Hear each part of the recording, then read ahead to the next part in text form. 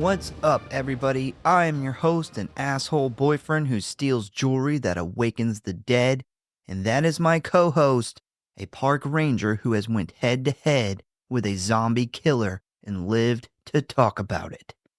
And welcome to the Grindhouse Syndicate, where today we talk about the newest addition to camp slashers, and one to pull it off in a very unique way.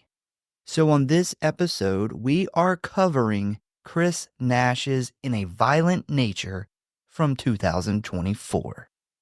So I know that this was one of your favorite movies of last year, and you have been super excited about this episode. Yep, I've been ready to cover this shit since we walked out of the fucking movie theater. Man, this movie... I think I like it even more now that I've seen it like 4 times. You've seen it a lot this week. Yeah. Well, I wanted to watch it and just take it all in again before I started doing work for the episode. But man, I don't see the people who don't like it. Like, if you don't like it, that's fine. There's nothing wrong with that. People have bad taste, and that's okay. Oh, wow. Okay.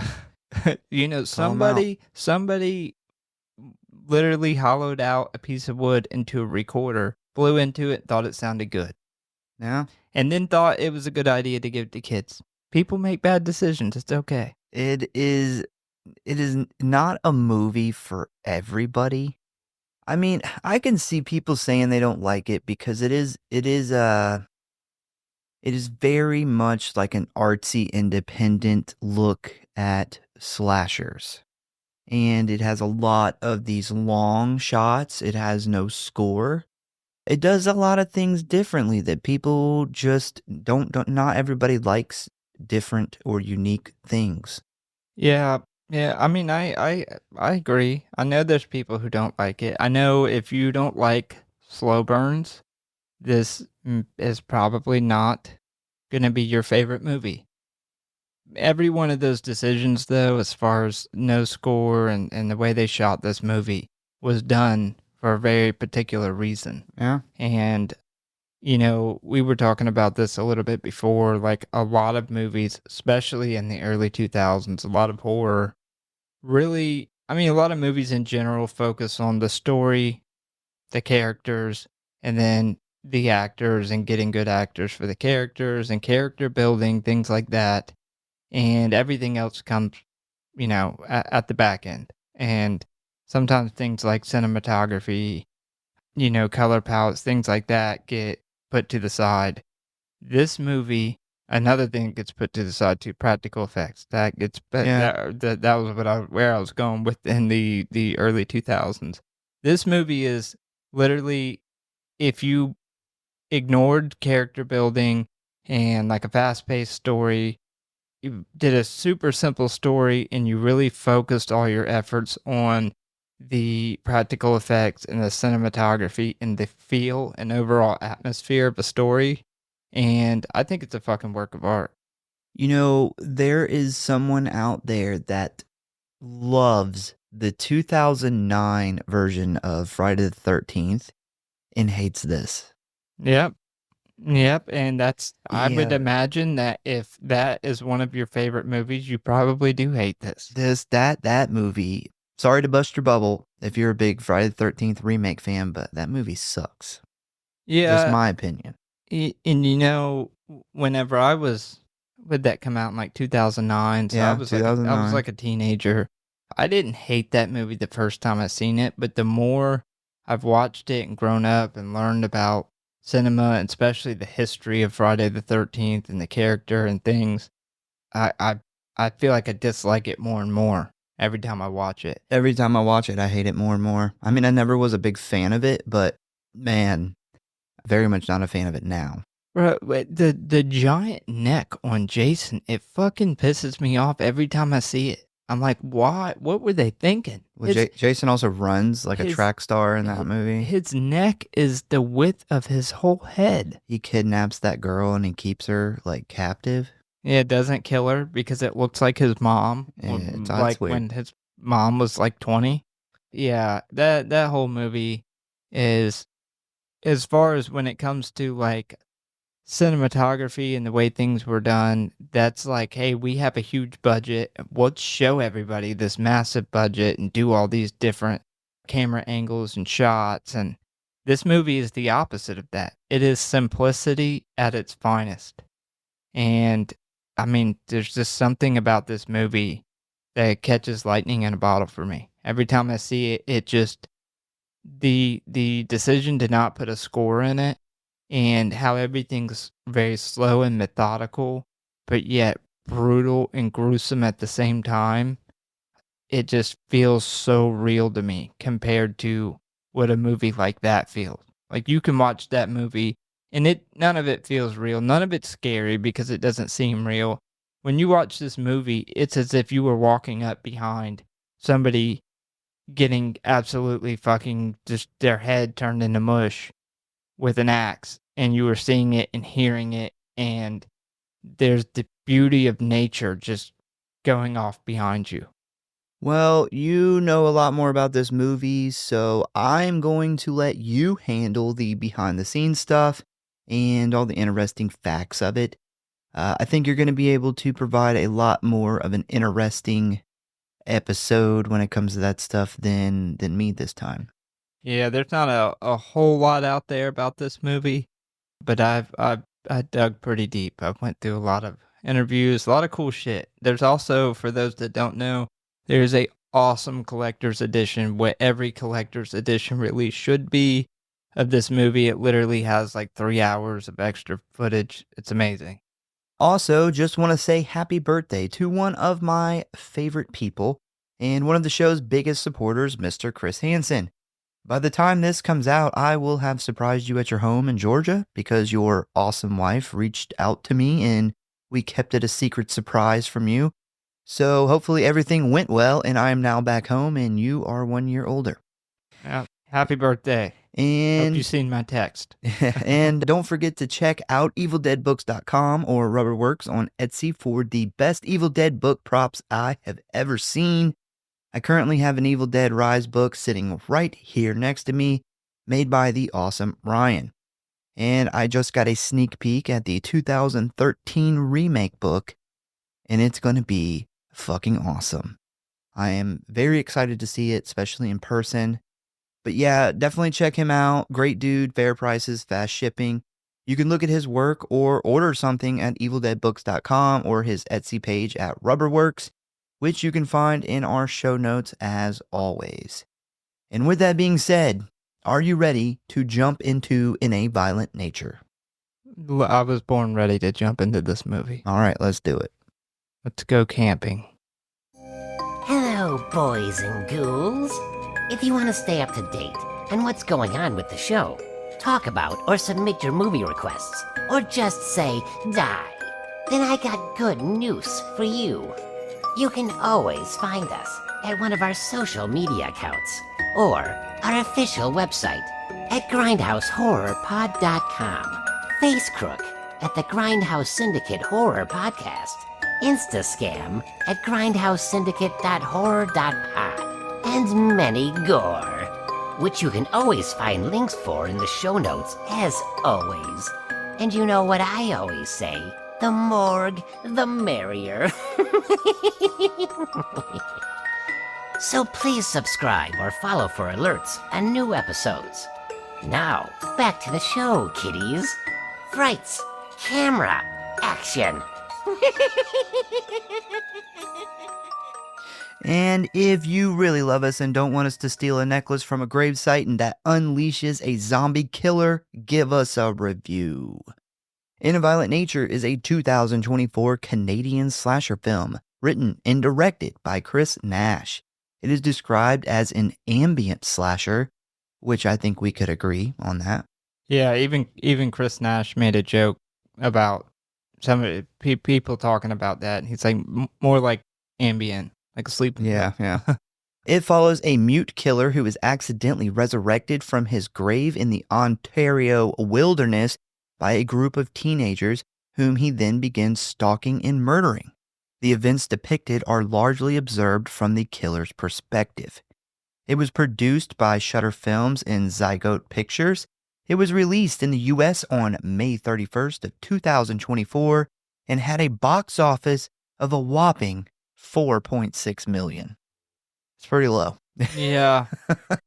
It's Yeah, pretty low. and when I get into some of the facts and stuff, for those that don't know, this movie was shot twice. That's that collector's edition I was talking about, has pretty much The whole other movie? most of the other movie is, and it's weird because it's in a different location, but it's still nature and some different actors. Some of them came back, but essentially, he spent the entire budget doing it the first time, and it just he when he reshot it, he literally had to get like friends and family and shit to help, but he did it for us to give Yeah. us this.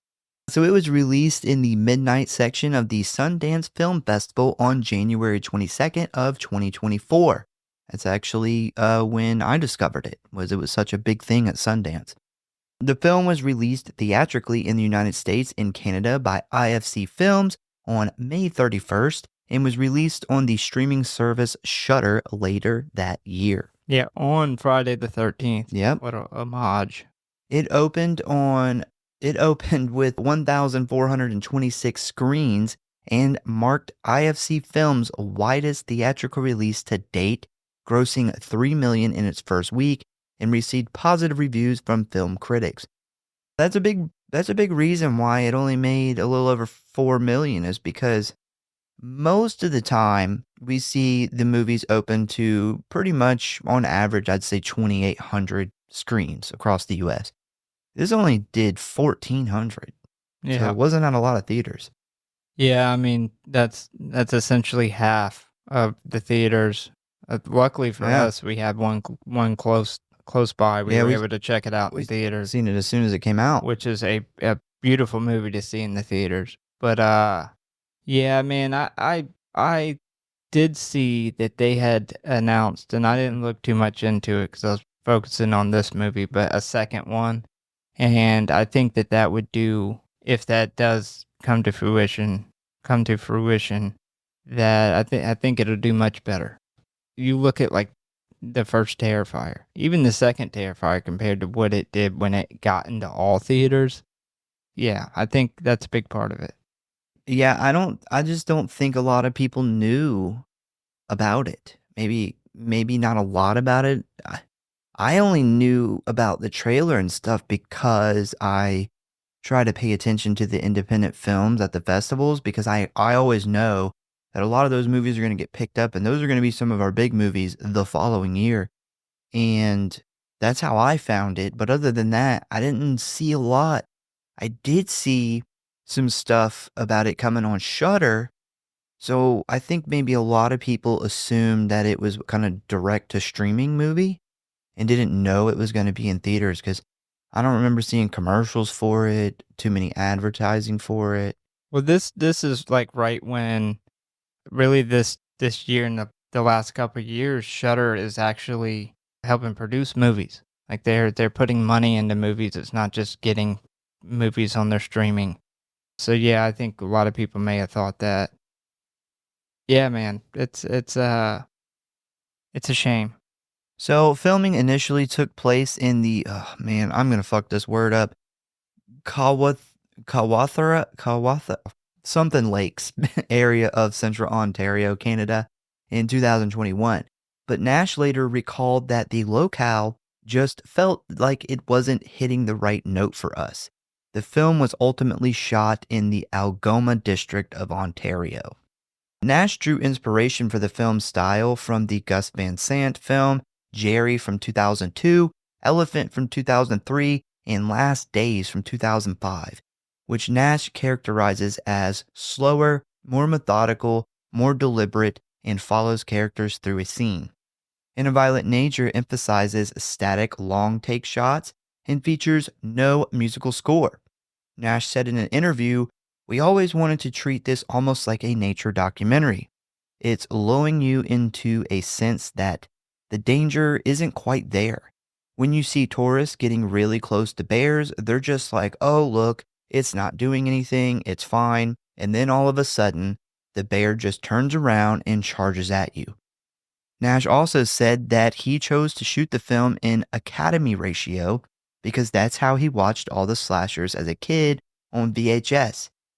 But yeah, that's the kind of that's why when you watch the Blu-ray or whatever, it's not a widescreen movie, it is a square movie the whole entire time. So on the website Rotten Tomatoes, 78% of 179 critics' reviews are positive, with an average rating of 6.6 out of 10. The website consensus reads, "In a Violent Nature serves up a deliciously disgusting feast for gore aficionados." Metacritic, which uses a weighted average, assigned the film a score of 68 out of 100 based on 26 critics, indicating general favorable reviews. In July of 2024, a sequel, In a Violent Nature 2, was announced at the San Diego Comic-Con. Pretty excited for... I was thinking about the sequel, and I said, well, they could do a sequel, or they could really do some prequels. Yeah, This is a very easy movie to do a prequel for. Yeah, they absolutely could do either of those. So on the sequel side, he does get the locket back, but he's never reburied. Like when they specifically state, and I didn't catch this in other times that I've watched, and I'll mention it when we're going through the plot, but they specifically said the only ground that can hold them is the old fire tower ground, and that's where they've had to put him. So he's still out and about. He's still slashing and gashing in the most beautiful place on earth. And on the prequel side of things, we don't know how many times he's woke up, but we do know on the story that he woke up 10 years ago and he woke up 10 years before that. Yeah. So, I mean, Definitely. it's been like 70 years. So he could have, who knows how many times he's awakened. Yep. So ratings. Rotten Tomatoes, 78%. Got that independent bump going on. Kind of goes downhill from here. IMDb gave it a 5.6 out of 10, Letterboxd a 2.8 out of 5. And this is sad. The Google average audience rating is a 2 out of 5. Yeah, well, Stephen King loves it. So if you hate this, you hate Stephen King. So how about that? Yeah. I a lot of, and we've talked about this before, but a lot of people that watch movies that aren't big time fans or big time into films, they like to be spoon fed. They like a fast pace. Like they want to be entertained. That's what they're watching it for. And if the cinematography and practical effects and things like that don't entertain you, if you don't have an interest to that, then I could see a lot of people not really caring for it. If you would like to watch this movie, you can currently find it streaming on Shudder/AMC Plus, Roku TV, and for rent on Apple, Fandango, and Amazon for $5.99. I believe if you've never had Shudder, you can start a 7-day trial and you can watch it for free, and you can go ahead and cancel your trial if you would like. And there's unlimited email accounts you can make. Just saying that. Yeah. For those out there struggling but want to watch horror movies. Just saying. All right, so you ready to jump into the plot of this slasher movie? I am very much ready. All right, let's do it. So we start off with a very simple title card with a black screen and white lettering that says "In a Violent Nature." We then get this still shot of a very old wooden structure that is falling apart, located in the middle of the woods. We then hear some young fellas talking about this structure when suddenly one of them spots something shiny, and they determine that it is a necklace. One of them mentions taking it while the other says that it may be here for a reason. And the other guy blows this off, thinking that's stupid. Looks like finders keepers to him, I guess.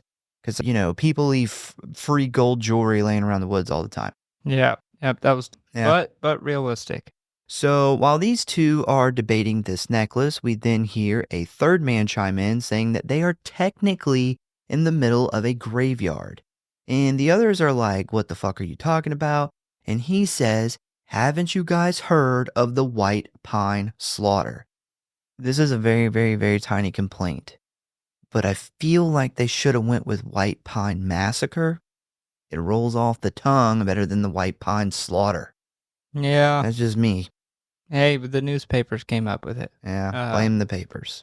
Fake yeah. news. Had somebody told me this, generally I'd be like, yeah, okay. But the fact that you just found this locket on this post in the ground, I would think, okay, that's possible. It's a possibility. Somebody left the memento here for something. Before he gets a chance to tell us any more about this mass murder, one of the guys shuts him down and says that they need to get back to the girls at the camp. They agree as the camera slowly pans onto this very tarnished looking woman's necklace hanging from this pipe, when suddenly one of the men named Troy reaches his hand into the shot, taking the necklace with him. And this will be the trigger that sets off our story here. Now, this next part is a really cool and interesting scene. Once the necklace is removed, we hear the three men walk off into the distance, but the camera doesn't follow them. It stays perfectly still, pointed towards the wooden structure. After a few moments, we then start hearing what sounds like muffled banging on wood, followed by the sounds of dirt and leaves moving around. We then start to see this metal pole that is sticking out of the ground begin to move, which tells us that there is something under the ground that's moving around. Next, we see the pole fall after being loosened up from the soil, and once that happens, we then see a dirty, nasty hand pop out of the dirt, struggling to get free from its grave. This scene's cool because we never, no, I wouldn't say never, we don't always get to see the scenes of the killer like actually coming back. I do know like Jason Takes Manhattan, we see he's down in the lake, in that electrical cord or whatever, like brings him back to life.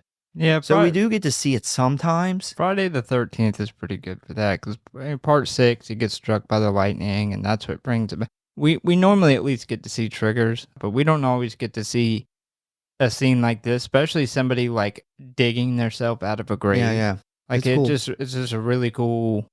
The fact that they did all of this in one shot, and these, for the story purposes, this happens directly after he takes his locket. Like they're literally, you can hear them walking away, and then you look down, and this guy's literally crawling out of a hole in the ground.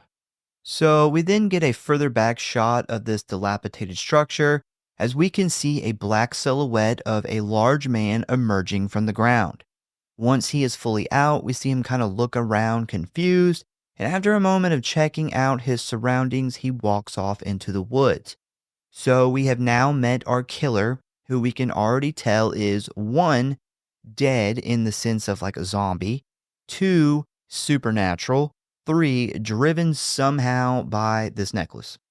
Yeah, and immediately the shot of him walking away gives Jason Voorhees vibes. Yeah, I noticed that because he does that thing that like Kane Hodder does. He kind of holds his hands kind of a little open wide and out to the side. Yeah, I literally put in here like the guy who played him, which is the guy who he's not the original guy who played him in the first attempt at this movie. I feel like he studied. Yeah. Like he did some study. And Chris Nash he's a huge Friday the 13th fan. No surprise there at all. So we then follow our killer, whose name is Johnny. We'll just get that out of the way now. But we follow him as he walks through this beautiful forest on a very nice day. Fair warning, if you haven't seen this, we are going to do this a lot because, as we have said in the past when talking about this movie, one of the unique things the director did with this was have us, the viewer, follow the killer around this time and not just the victims. But anyways, as we are following him around, we notice that he is wearing some old dirty blue jeans, some work boots, a very gross looking worn and tattered flannel shirt, and we see that the skin on his head is like rotted and kind of gray, and he has all these big wounds all over. He's very back from the dead looking. So as he is walking, he comes across this dead rotten animal who got stuck in a trap and left for dead. And while staring down at this, we start to hear some loud, annoying car honking over and over again. Johnny looks in that direction and he notices there is a line of trees heading towards the source of the sound that are marked by these pink ribbons. So what does he do? Follows the ribbons towards the sound of the car horn. Yeah, and we mentioned this when we did our fresh meat review right out of the theater, and I probably mentioned it on the top 10 list, but we immediately get into one of the things that I love the most about this movie and what makes it really cool is you watch these slashers like Friday the 13th, Jason Voorhees, and you always are like, well, how does he magically always show up where the people, like anytime people show up, he somehow knows and he ends up there. But in reality, noise travels a very far away in a very somebody who lives in a silent just nature sounds. Like anything out of birds and crickets and stuff is a huge attention grabber. And here he is seamless walking to nowhere. It seems like he doesn't know where he's Yeah, going. he's just walking, He yeah. doesn't know where to go yet. He's just walking until he finds something, and boom, we get this sound, and now he has a target. Well, one thing that they made sure they did in this movie was every single time he comes across a victim, there was this trigger that he heard or something that caused him to go there. There's not a single kill that he just magically appears where they are. Every single one of them shows how he got there or why he got there. Yeah, and I think that really. I mean, there's even been memes and jokes about it. I think Robot Chicken did a thing on Jason jumping Family on Guy, the yeah. moped, and yeah, I think it makes you look at those movies different. It makes it make a lot more sense. He's not fucking special. He has a Yeah. pair of ears. So Johnny finally arrives at this big clearing, and as he exits the trees, we see a big empty field with tall grass, and at the other end of this field is an old rickety house. Now, in the driveway of this house is a park ranger truck. This would be who is beeping their horn.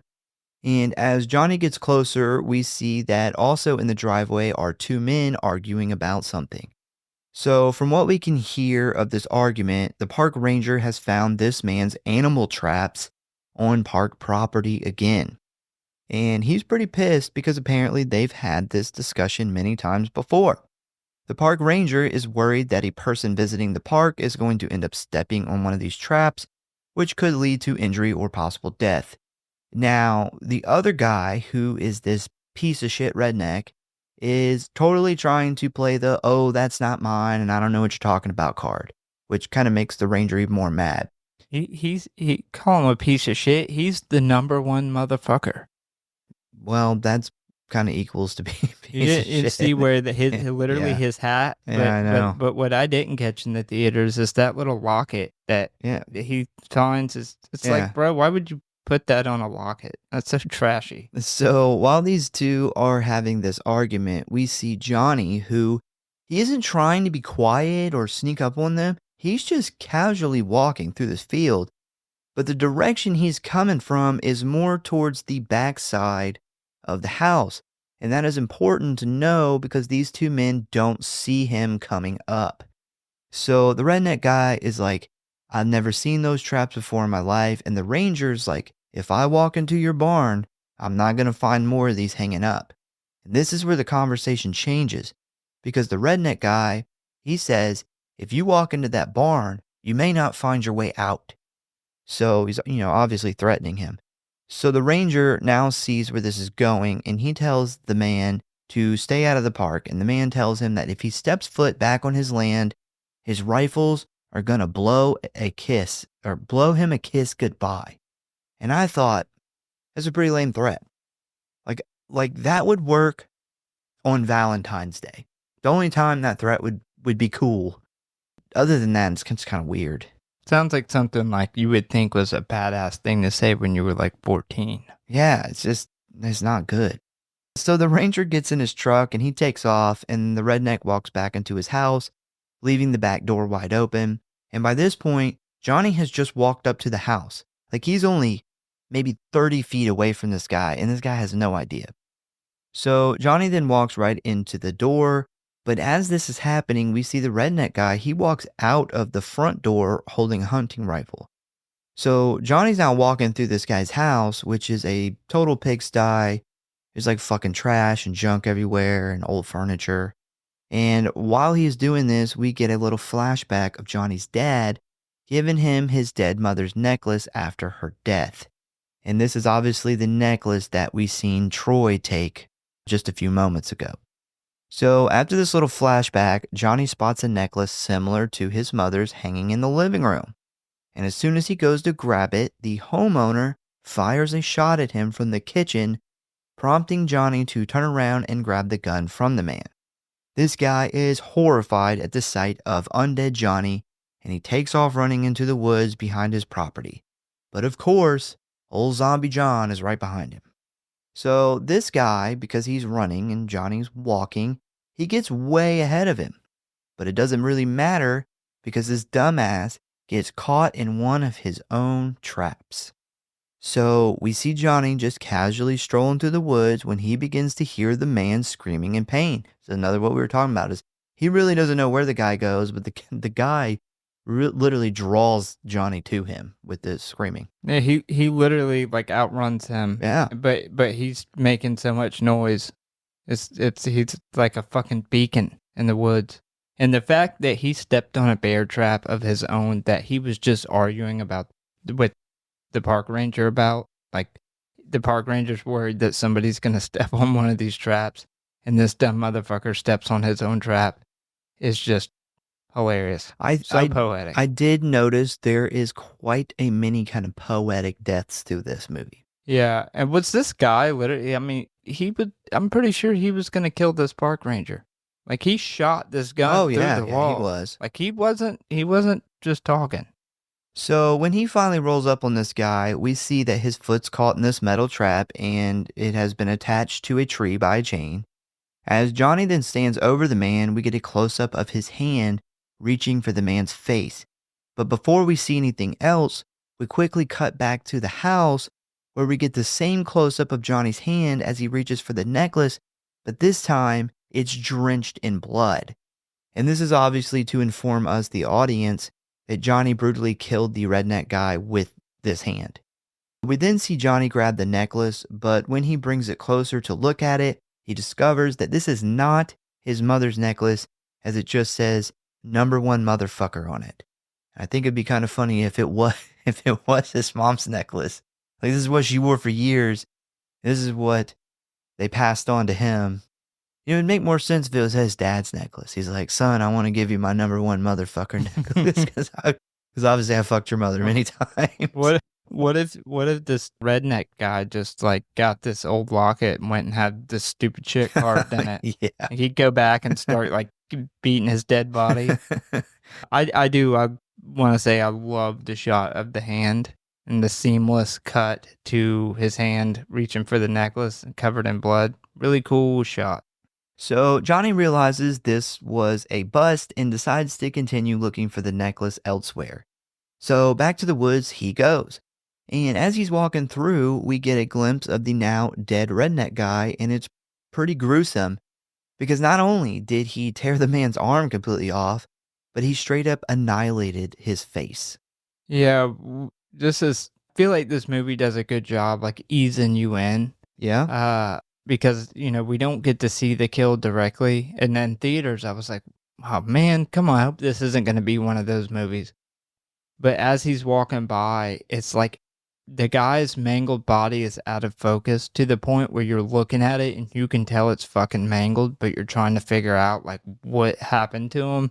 And as you're trying to see that, in comes in focus his fucking arm sitting on the side of this car. Well, I think this is a really smart move by Nash because he knows that you need to give the audience a kill pretty early on, but you don't want to give them everything. I think this is a great way to do it.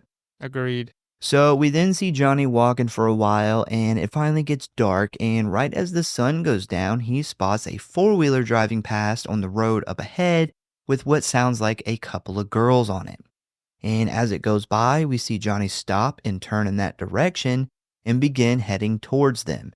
And this whole time we see him walking, he is getting basically guided right to them by loud-ass noises they're making. And even at one point, they are firing a gun. Yeah, You wonder how Jason shows up where these teenagers are. Well, teenagers are loud as fuck. Yeah. Or young 20-year-old. Well, there's no structures and houses out there, so sound is it's a lot easier for sound to freely travel a further distance when it's not running into houses and buildings where it's getting stopped. So Yeah. it does travel a lot further out there. Yeah, they did a really good job at showing that he was literally walking with no direction. Yep. And he stops when he hears this and turns towards him. So after a few hours of walking and following these gunshots, we see Johnny spot them partying around a fire, which is totally a must. If you're camping, you're staying in like a log cabin, you got to hang out by a fire at some point. So Johnny kind of just hangs out in the tree line watching this group of young adults. And this is one of the few times we kind of leave Johnny's perspective and join these people as the camera kind of places us in the middle of this group. And this is actually a really smart move because with this camera angle, not only do we see how happy and unassuming these people are, but you can also see just how close Johnny is to them. So they are just like feet away from this undead killer and they have no idea. This scene also allows us to get familiar with our group of victims here.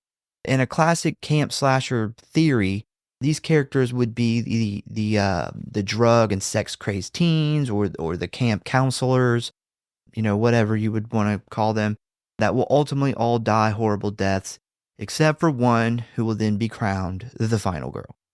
Yeah, and I love that they're about to get into the scary story in the woods. Like, they lean so much into the trope, the camp slasher trope of the campers sitting around the fire telling a story.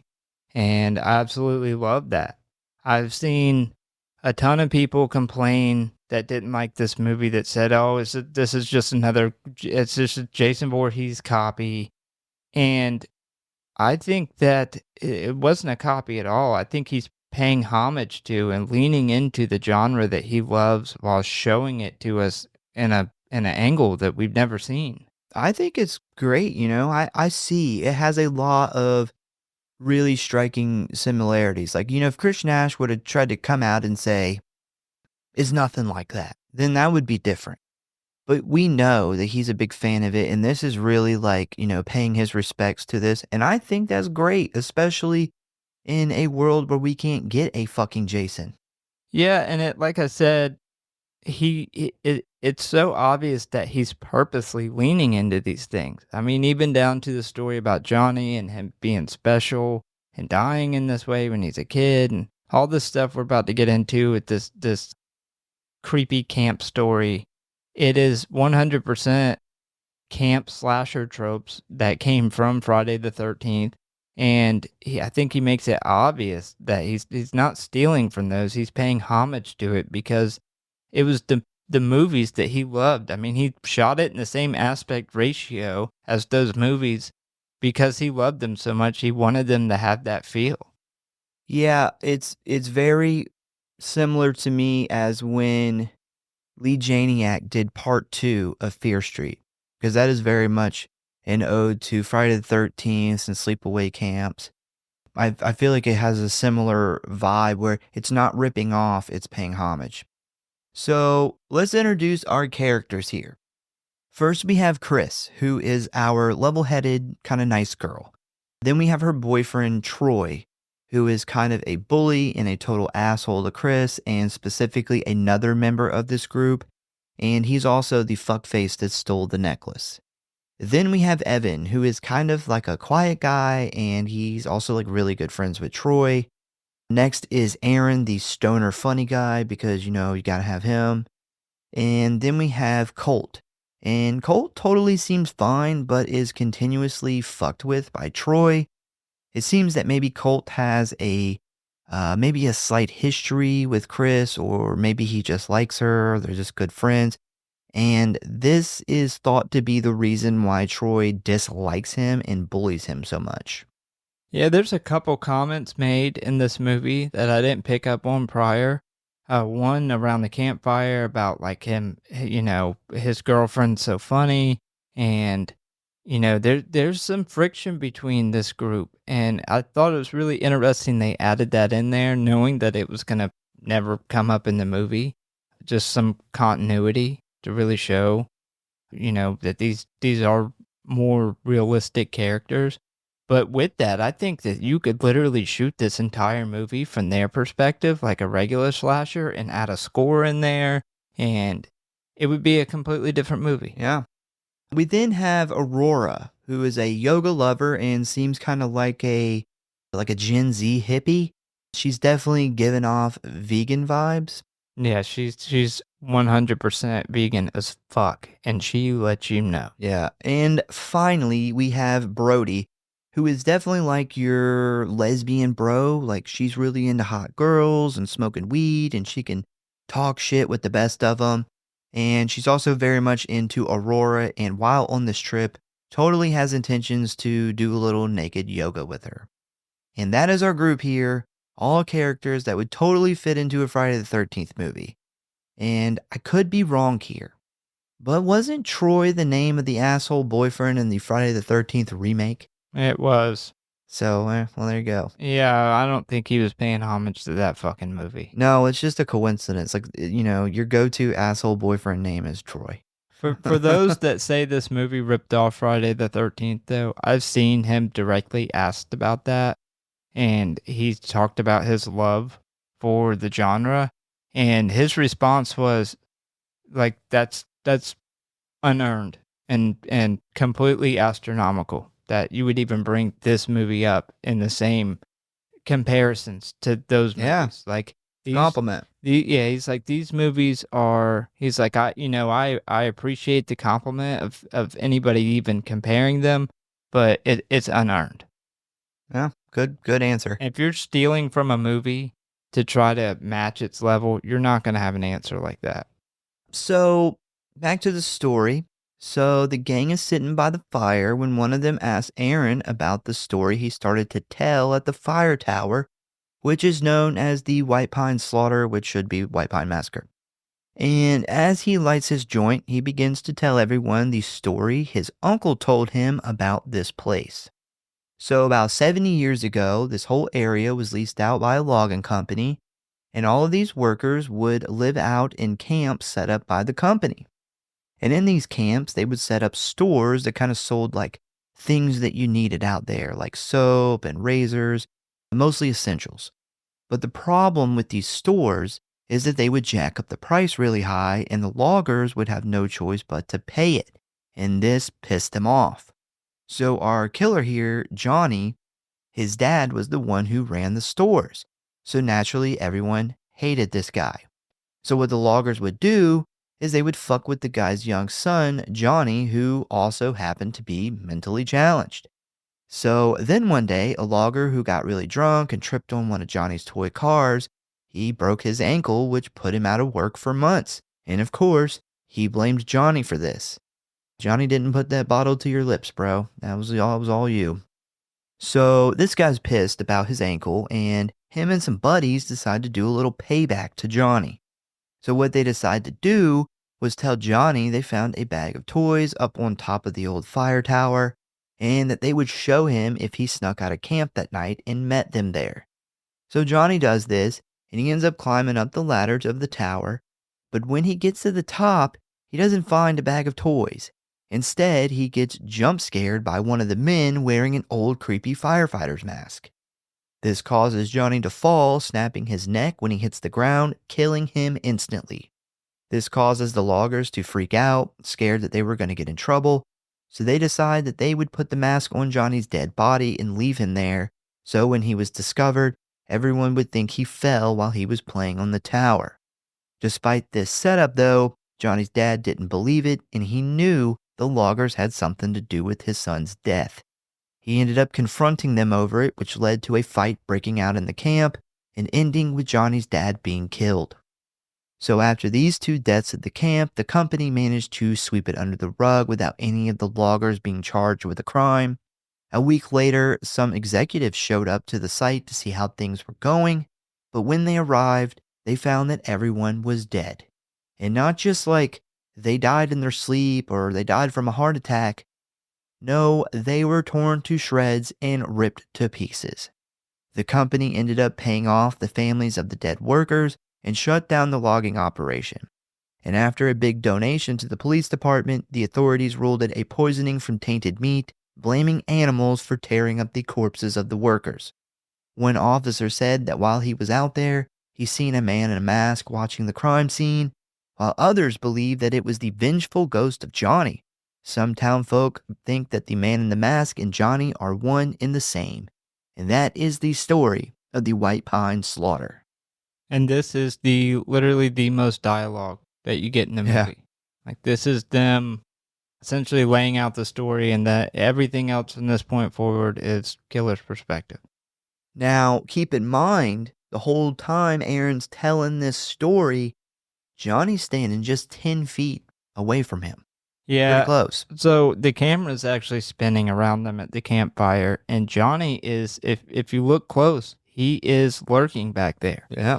There's a scene that's a little more obvious after the story's done being told, but it's just really, I love when movies put something like that in. Yeah, I remember we seen that in the theater, and I was like, because I could see it better in the theater than I could here on my TV. And I do remember it being a lot clearer in the theater, but I was so excited when I first seen it.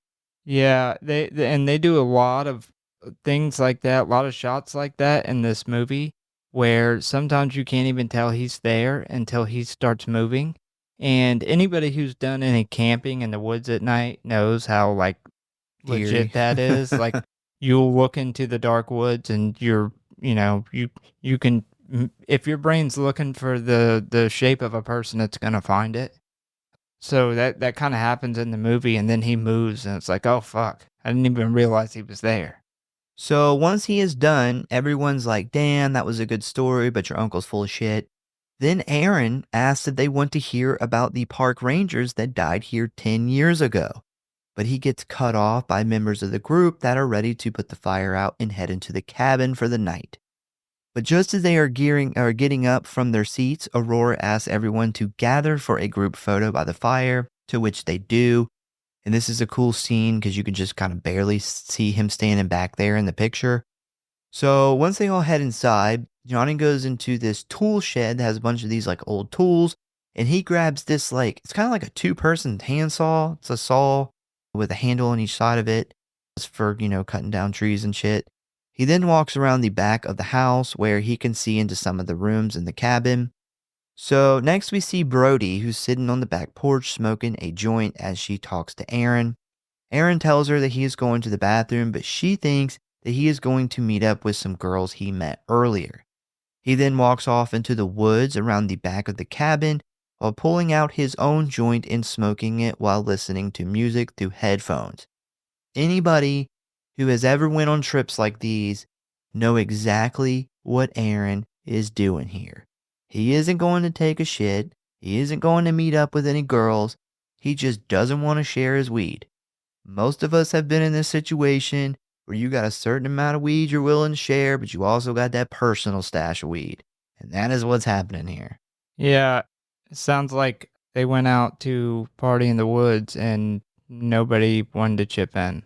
So Yeah. he's going to sneak out by the outhouse Well, and smoke his joint. Well, they're all about to go to bed. And, when you're going to when you're going to get, blazed before you go to bed, you don't, want to be sharing it with a bunch, 5, 6 other people. I'm just going to go out back and get blazed and then go to bed on my own. Especially not when, a lot of these people are fucking with you, and one of the dudes is being a fucking asshole, making these shitty comments to you. You don't smoke your fucking weed with them. Fuck them.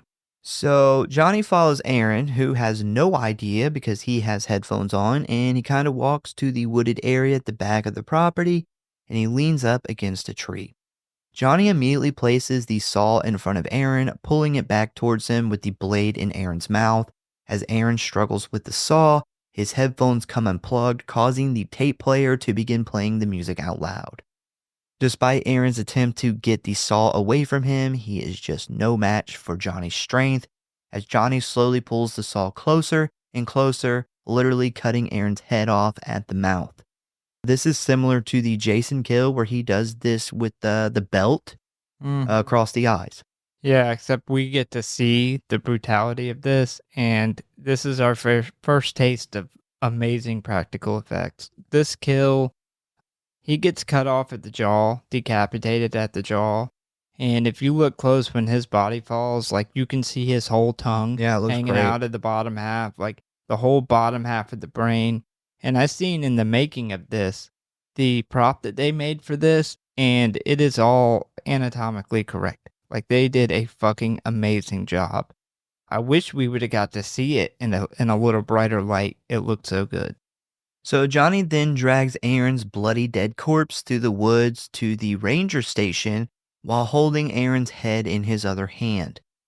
Once he arrives at the station, which is closed for the weekend, he uses Aaron's decapitated head to break the glass and unlock the door. Once he gets inside, he finds the old firefighter display, which has some of the items that were used to fight fires back in the day, including something called a drag hook, which is a tool consisting of two metal hooks connected by a chain used for turning logs. Also, there's a hewing axe, which is basically like a medium-sized axe, and finally the creepy-looking fireman's mask, which kind of resembles one of those old scuba diving helmets, but it's made from like leather or hide instead of like that iron dome, but it's somewhat similar. Yeah, so when he decapitates this guy, so and for story purposes, he sees there's like a local team. I don't know what they play. I don't know if it's like a local baseball team or something. Yeah, something Rangers. Yeah, it's the something Rangers, but their mascot is a park ranger. And it is very clear that this affects him and flips a switch in his brain because we get a shot of him like reaching out at the shirt. And then he immediately goes to this ranger station. Like, he literally drags this guy's body. He lets everybody else live. It's almost as if he unlocked a memory. And he's like, so you know that there's something with this ranger that is not sitting well with Johnny. So, this display, these are all things that Johnny would like to acquire. We also see him pick up a picture of some of the Rangers who work here, and after looking at it for a moment, we see Johnny throw the picture on the floor. He then picks up Aaron's dead body, throwing it into the glass of the display, shattering it. He then reaches in and grabs his mask, he puts it on, and he walks out of the station with his axe and hook chain thing. Yeah, for those that don't remember, this is the same type of mask that they put on to scare Johnny Yep. on the fire tower when he died. And also, they put it on his dead body. Yeah, I thought I don't know why this stood out to me. It does every time. And in the theaters, when he throws that body through the glass, It looks good. It's weighted properly. It's weighted properly, and also the audio cut for this movie is phenomenal. Like, it's just so chunky, and it makes everything so much more brutal.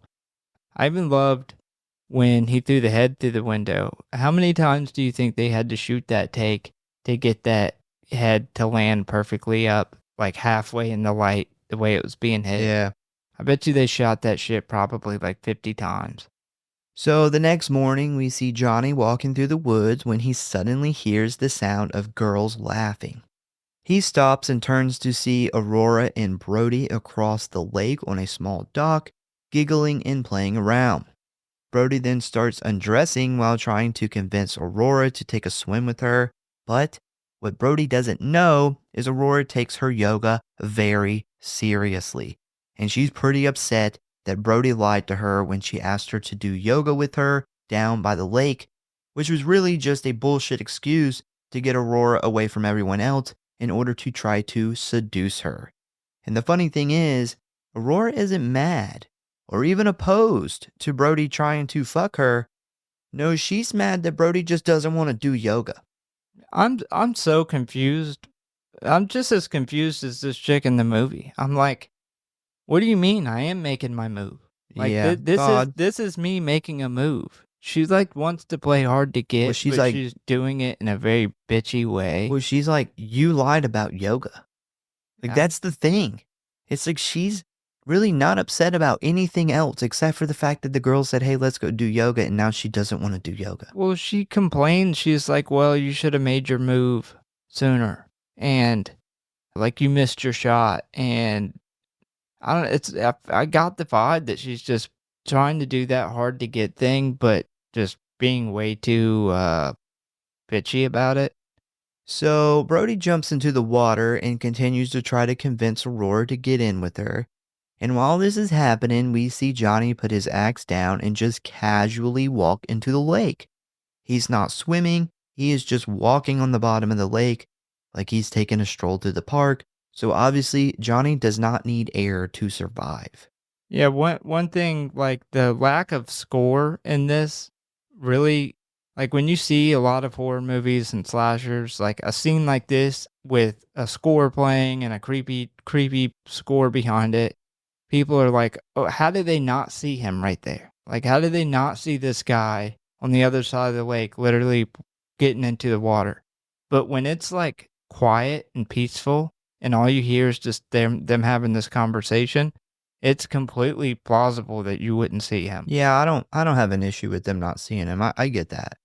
We then see Aurora throw Brody's clothes in the water and tells her, if you want to make a move, but don't waste my time with this high school bullshit. She then tells her that she blew her chance this time, but she's going to go do yoga at the lookout point, and when Brody is done with her swimming, maybe she can come to the lookout and stretch her out a little bit more. So it looks like Brody is having tacos for lunch. Aurora then grabs her yoga mat and heads off back towards the cabin, leaving Brody all alone in the lake, and at first everything seems fine. But it is a large lake, so it does take Johnny a while to get over there. But eventually, we see Brody pulled under the water. She does vanish for a significant amount of time before popping back up, attempting to yell for help, but quickly gets pulled back under again. After a few moments of looking at this very peaceful, still lake water, we see a now dead Brody float back up to the surface, still face down in the water. This is one of those scenes where it feels like a nature documentary. Yeah. Like, it's so peaceful and, like, so much tranquility, and you're looking at this beautiful lake, and the detail that they add, I love the continuity. Like, all you hear is the docks slightly. It's from them fighting underwater. Like, you hear it slightly kind of moving around from them fighting underwater, but then she just quietly floats back to the top. And it's so, like, nature documentary. I did find it interesting how they shot this as one scene, and she is underwater for quite some time during at least twice in this scene. So very interesting how they pulled this off in one shot. Yeah, this scene was a fucking nightmare. I'll tell you that. So the first time that they did this movie, they had divers because he had to have weighted boots on to be able to walk under there. So they had all these safety divers, which ended up not coming through. They were supposed to have underwater shots. And their plan was they were going out on this little boat and they had a crane camera arm and they were going to shoot a majority of this scene of them underwater from the top of the water where you could slightly see them under the water struggling. That's cool. But the first day their camera broke, they ran out of time. The second day the divers couldn't be there. The guy who played Johnny disappeared, so Chris Nash himself had to play Johnny, but he was freaked out about walking in the water with the weighted boots, but he's like, fuck it, I'll do it. I can't be under there nearly as long as he was. And then the crane arm on that fucked up. They ended up completely scratching that scene, which luckily the second time around them shooting it, I assume that's why it's a lot more simple in this one. Well, this isn't like a flashy kill, but considering everything that they went through, they at least tried to make a really cool version of it, so totally gets a pass for me. I'm fine with it. Yeah, I don't know how it was on the second time around, but I know the first time specifically, they tried to make this shot happen for 2 days straight. So we then see Johnny exit the lake next to the dock and continue his peaceful walk through nature. He then follows this dirt road that leads him right to the beautiful view of the surrounding mountains known as the lookout point. And who does he find there? Aurora doing some yoga. Now this next part is easily the most famous and talked about scene of this movie. It won not only my award, but Fangoria's Kill of the Year award. The yoga kill, as it has come to be known. Now, she's got her back turned towards the trail, so she's staring out towards this awesome view when she suddenly hears Johnny step on a twig behind her. And she assumes that this is Brody coming to meet her. She then turns around with a big smile on her face, but all that changes when she sees Johnny's very dead and scary ass heading right towards her, carrying this hook and chain thing. She immediately screams and starts to back up, but she quickly realizes that there is nowhere to run because right behind her is a very large and steep drop-off. Before she can really make any other plans to escape, Johnny straight up rams the hook and his hand through her back and out of her stomach. He then leaves the hook in while removing his hand, and we get this really good looking shot of Aurora looking down at this massive hole in her body with this old rusty hook sticking out of her. She then, now in shock, kind of just turns to face him when he suddenly pulls the hook out from the front, leaving the chain still in her abdomen. He then slams this hook into the top of her forehead, pulling the chain tight and spinning her around. Once she is facing back the other way, he places his foot on her back, giving him tons of leverage to pull the chain as hard as possible. And when he does this, it starts pulling her head down towards her stomach. And because the human body isn't made to bend like this, we immediately see her spine pop out of place and begin to poke through the skin on the back of her neck. As we see the chain being pulled through her back towards Johnny, we get chunks of guts and human flesh falling out onto the ground where there is already a gallon of blood. We then get a close-up of the chain as it is being pulled through her back, where we can start to see the end of the hook, which means her head is now entering her abdomen. Let that sink in for a moment. Yeah, if you're listening to this on YouTube, please comment and like, because we just fucked, I don't know, 12 YouTube algorithm rules. They're probably gonna absolutely hate this episode. So after some absolutely disgusting shots of this chain and hook coming out of her back, we then see her fucking head emerge from where her spine used to be. Wow. As many times as I have seen this, I'm still speechless every time. Not only are the practical effects here 10 out of 10, the sounds of this happening with the bones cracking and the ligaments popping, that gross squishy sound we hear with all the blood and guts, 10 out of 10. Yeah, holy shit, when I seen this in the theaters, I was like, what the fuck did I just watch? Essentially, her head is ripped off through her stomach and out her back with a hook and chain.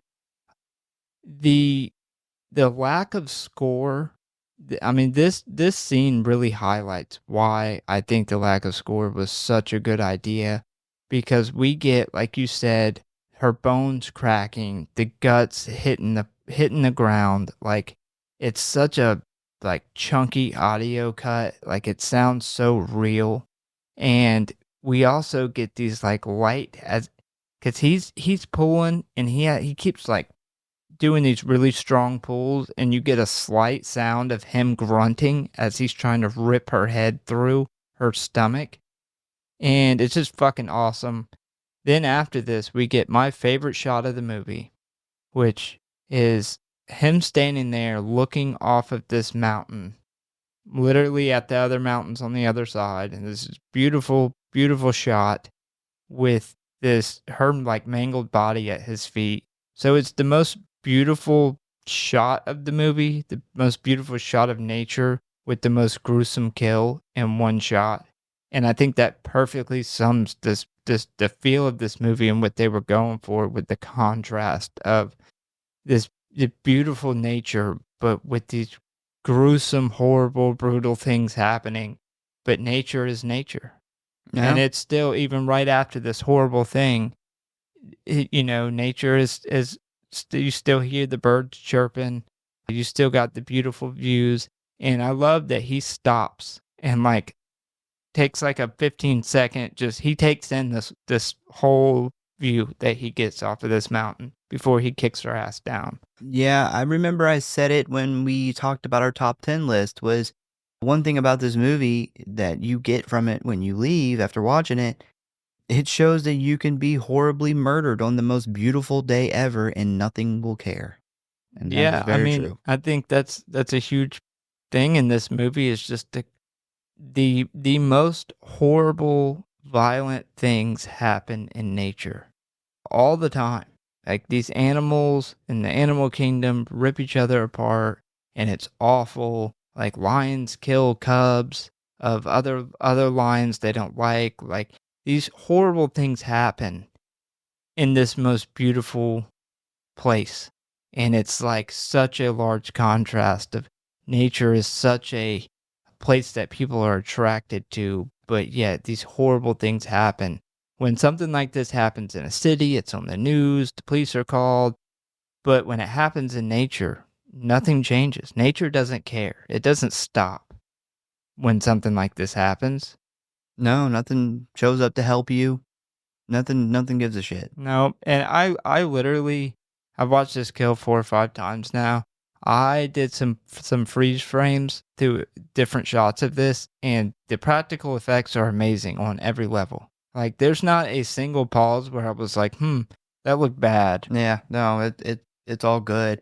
I will say it was challenging writing that kill because there's so much stuff going on and it's hard to describe. I will say if you haven't seen this movie and you just listen to that and you're kind of confused, I totally get it. I did the best I could. You need to see it. Like it is a kill that you need to see. Yeah, and especially if you're into the practical effects side of things, it's a must-see kill. So after this, Johnny just kind of lets go of the chain, causing Aurora's limp body to just fall to the ground. We then get this really nice shot about 15 feet or so back behind Johnny, where he's just standing looking out at this amazing view of the mountains with a pretty much unrecognizable version of Aurora laying in front of him. We then get a far back shot of this huge cliff leading down to the water when we see Johnny kick Aurora's dead body off of the edge, and we see her just tumble and roll about halfway down. So while Johnny is walking through the woods, he ends up heading back towards the cabin, and when he gets pretty close, he starts to hear an argument between what's left of the group. And basically, Chris is saying that there is definitely something weird going on, but of course, Troy shoots this down by saying that Aaron just went off with those girls he met at the gas station, and Brody and Aurora are just off somewhere hooking up. Colt doesn't think that this is the case and wants to go to the cops, but Troy says that none of them are going anywhere. Colt then asks Troy to just give him the keys and he'll go by himself, so Troy does what any rational human being would do. Not really. He then says, if you want the keys so bad, go find them, as he chucks his own fucking keys into the woods. Yep. Dude, those were your keys to your car. Like, who does that? Just put the motherfuckers in your pocket. Say, I'm not giving them to you. Who does this? I don't know. This was really fucking stupid. Oh. Especially in the woods. Oh, Like, that's the last place you would want to throw your own keys is in the middle of the fucking woods. I totally skipped out on something that I was talking about in the beginning and I forgot to mention because we're about to come up on it again. So, Aaron, who is telling the story of Johnny, gets the saw in his mouth and he gets basically his head cut off from his mouth where he told the story from.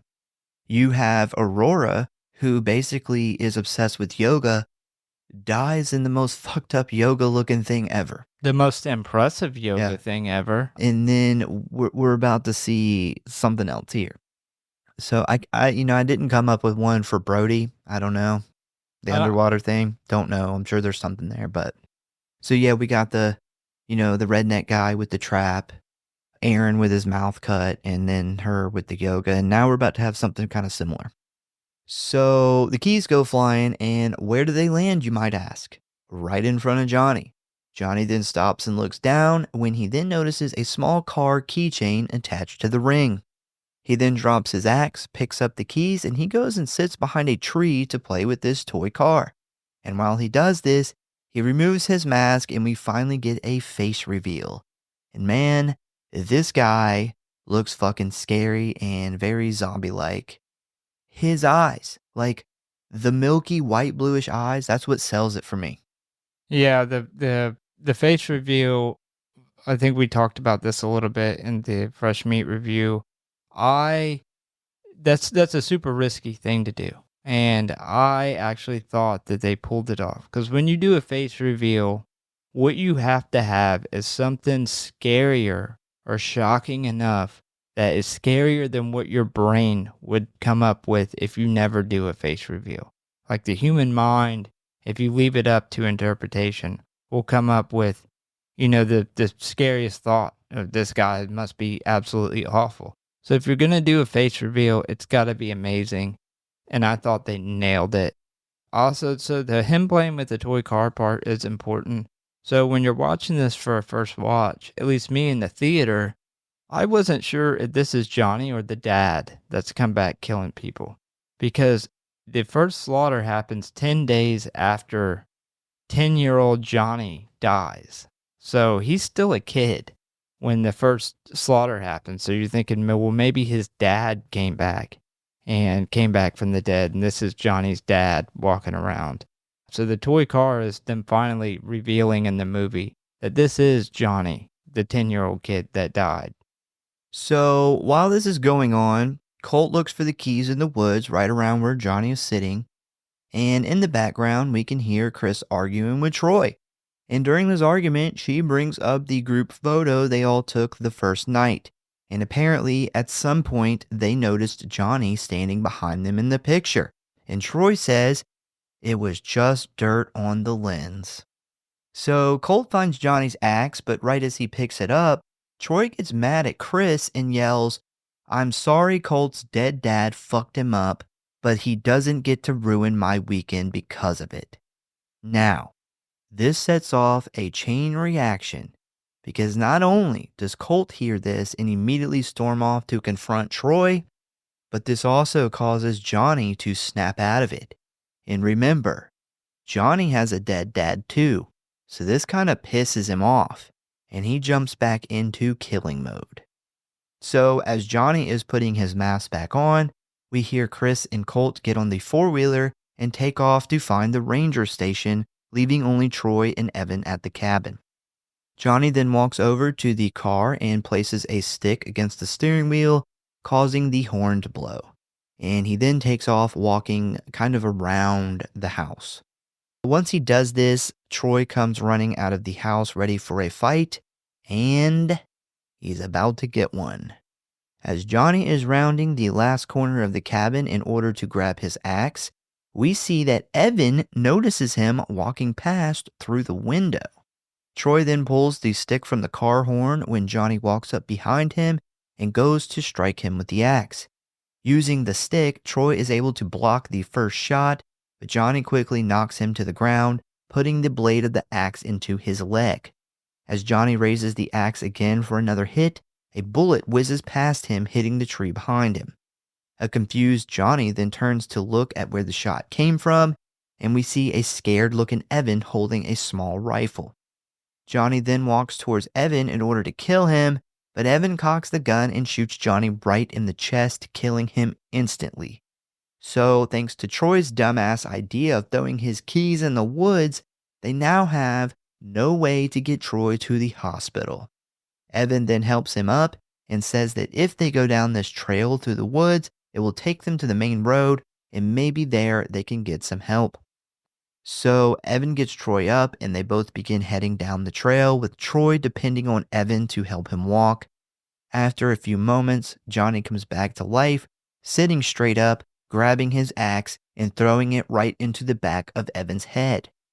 As Johnny walks over to Troy, who is now attempting to crawl away from the scene, Johnny picks up a large rock, stands over top of Troy, and smashes his head like a fucking watermelon.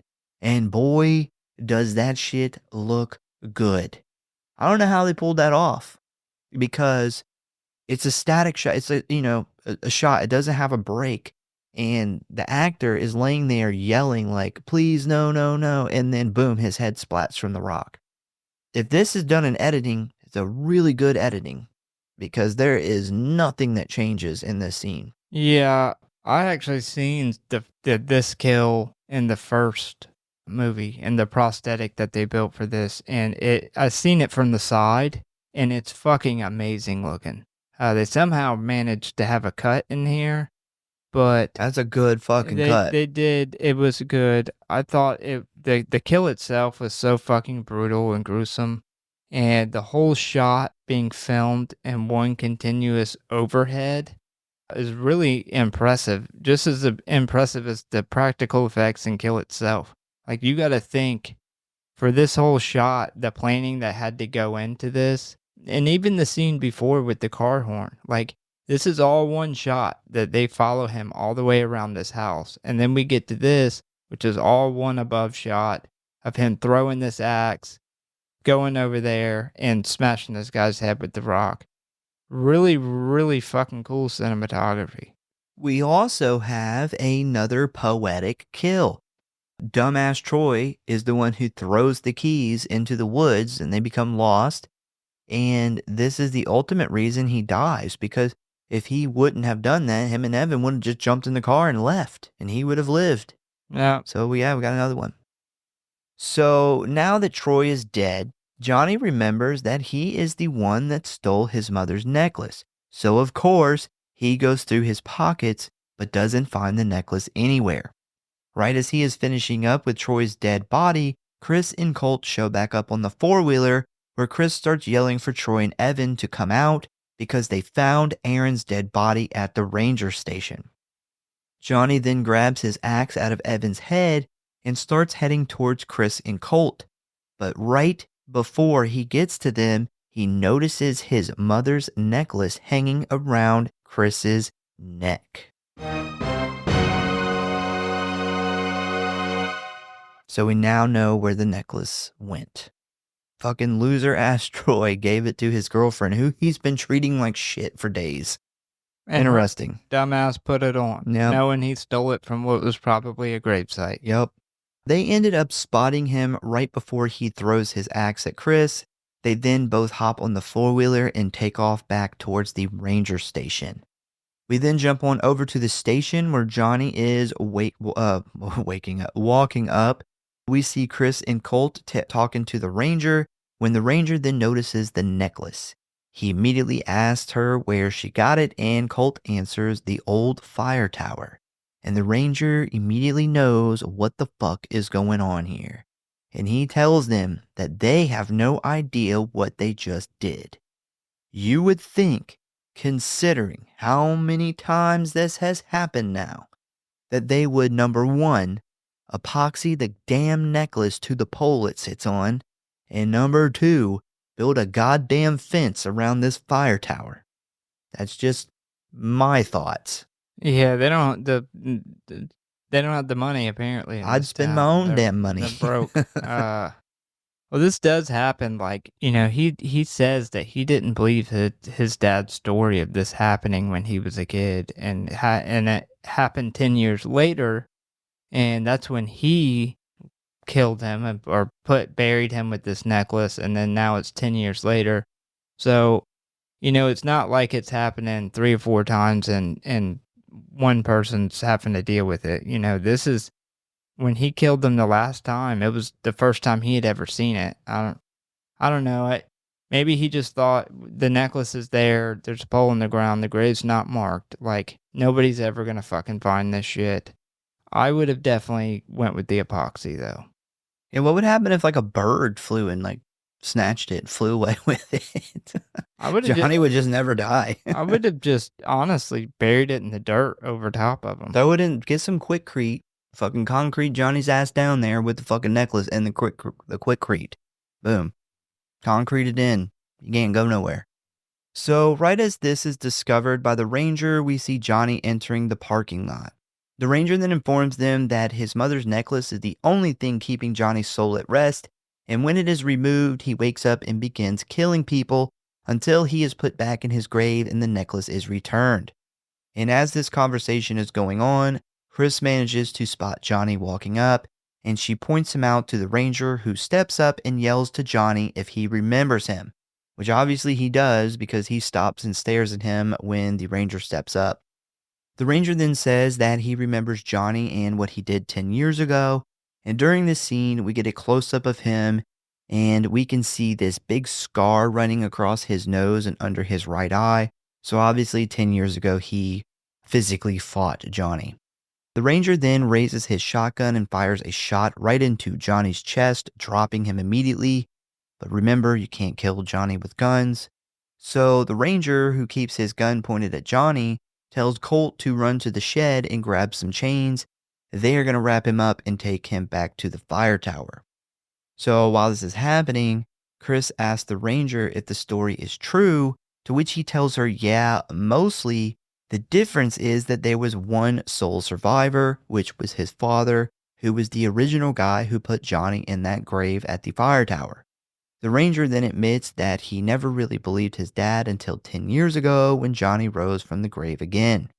So Colt goes and grabs the chain, but refuses to do the wrapping. So the ranger tells him that he is going to quickly hand over his gun, and he's going to wrap him in the chains himself. And right as they do this, Johnny pops up, snatching the gun away. The ranger then starts to fight back as Chris and Colt take off on foot with a can of gas. Johnny manages to crush the ranger's hands and throw him off. Once Johnny gets up, he grabs the ranger's spine and literally breaks it, paralyzing him, but not killing him. And this is important to know because of what we are about to see. So after this, he then drags the ranger into this little tool shed thing, and he cranks on this machine that cuts logs. It's got like a track on it that's, like 4 feet long, and it basically has this gasoline motor with like this triangle shaped blade, and it comes down this track and eventually cuts the log. It's like a log splitter, cuts it in two. He then places the ranger next to it, and he puts his arm on the track, walking back over to the controls. He then hits the lever to activate the blade, and we slowly watch the blade slide down the track, cutting right through his arm bone. Now, because he is completely paralyzed, he can't move or anything. He can move his eyes, and that's it, but he's also lost the ability to speak, so he can't even scream in pain. So after he cuts the arm off, he then places the ranger on the track, laying on his back. So he's staring straight up at the ceiling. And he lines it up where the blade is going to slide right into his neck. He then hits the lever again, and the blade slowly makes its way down the track as the ranger realizes that this is his last moment on Earth. This would be a fucking nightmare, man. This is literally one of the worst ways you can imagine to die. Yeah, this is the scariest part psychologically of the movie for me. This kill is absolutely fucking gruesome. It's very clear that it's personal, that he does remember this ranger. I wonder if when he's seen that shirt is when he remembered. But yeah, to have your neck broken methodically in a way that's not going to kill you, but it's going to paralyze you. And then to be hooked through the chest, dragged into the shed, and then watch yourself be cut up while you're still alive. You got to imagine he's paralyzed, so he can't feel this.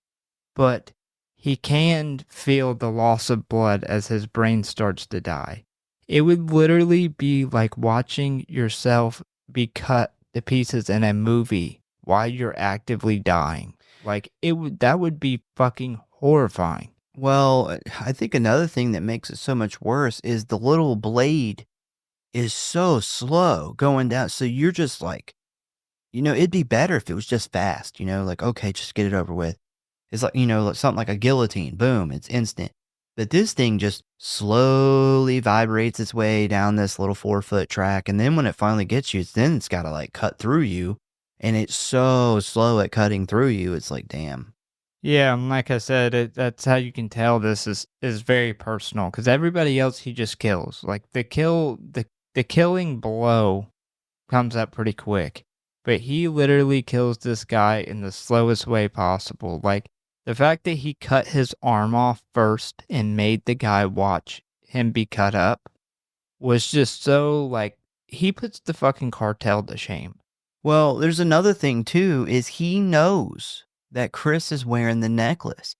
And he's so focused on killing the ranger, he is literally that close to getting that necklace back, and he lets her go Yeah, so he could fucking do this. yeah, it's definitely personal. The log machine, the blade on it struggling as it tries to get through his head and then cutting his head off finally was just it looked so real. It was so fucking gruesome.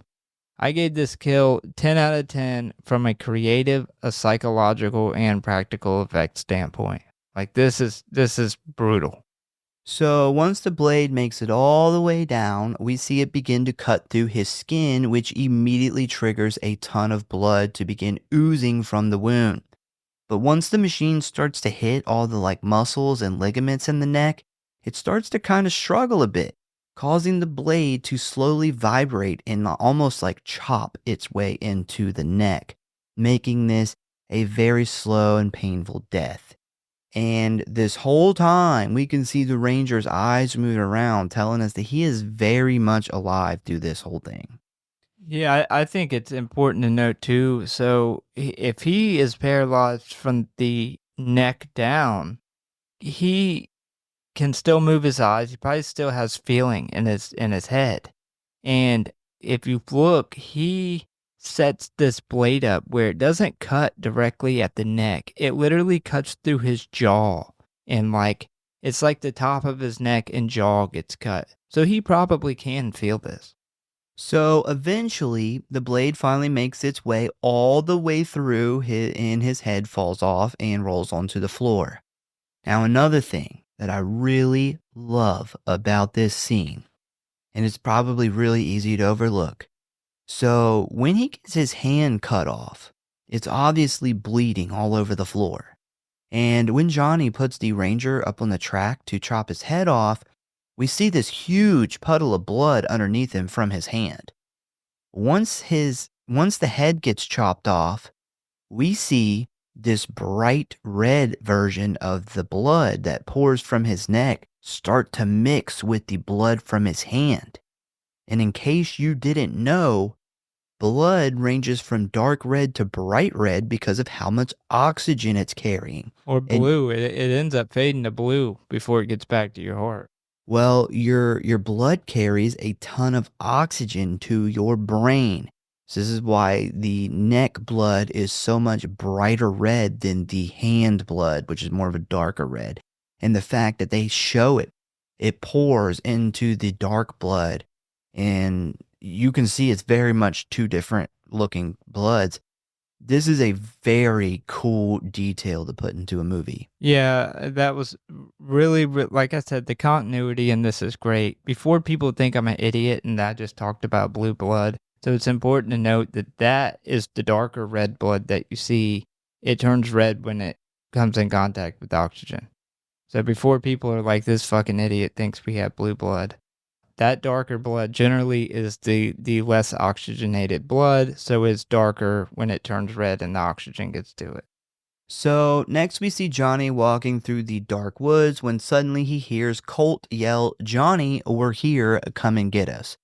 What the fuck is he thinking? This has gotta be one of the worst plans in horror history. I guess Troy was partially right because Colt sucks. Well, I think they don't quite realize how close he is and that he can hear them. Why would you want him to come find you? Oh, you're talking about when he yells. Yeah, and he's like, "Come Because- get us." It's like, Well, what? yeah, this was a very dumb plan, but I guess they came up with this plan where they're going to sabotage him, and it completely fails. Well, they think that they're gonna somehow pull this off. So anyway, Johnny hears this and he immediately turns in their direction. So after walking for a little bit, he suddenly stops. And when he does this, we see Colt and Chris run behind him and hide behind the tree. Johnny then turns around, staring into the dark woods, when we then hear Chris whisper, "Oh my God, he can see us." Colt then responds to be quiet, but then Chris asks him where he is going. He then tells her that he is going to distract Johnny, and while he is doing that, Chris needs to go to the fire tower and set up the trap. If this was your plan, why didn't you go to the fire tower first and then yell for Johnny?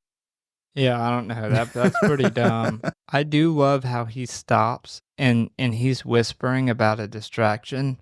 They make it clear that Johnny, from his perspective, is close enough to them, and they may not realize how close he is, but he can hear Yeah. this plan. And instead of turning around and immediately killing this guy, he's so cold and calculated that he literally just stands there, and that's why when he turns and does the kill, it's fucking awesome. So Colt then says, "I'll be back, I promise, and I won't let anything happen to you." And I'm sitting here thinking, like, this guy killed a whole fucking camp of lumberjacks and a bunch of park rangers.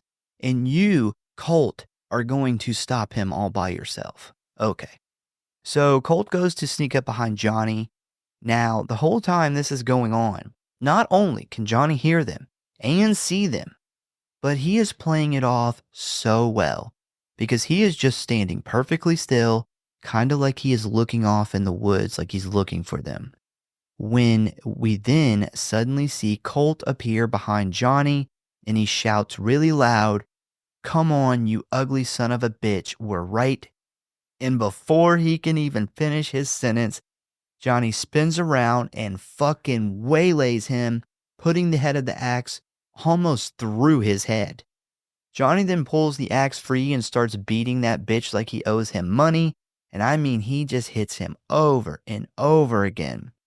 After many whacks, Colt's body finally falls to the ground, where Johnny stands over him and just continues turning his skull into mashed potatoes.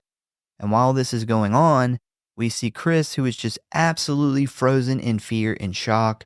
She's just standing there out in the open, holding a bear trap and the gas can, watching this go down. Yeah, this is another masterclass in practical effects. We literally get to see this guy's head axed into nothing. Like, it's literally a pile of mush afterwards.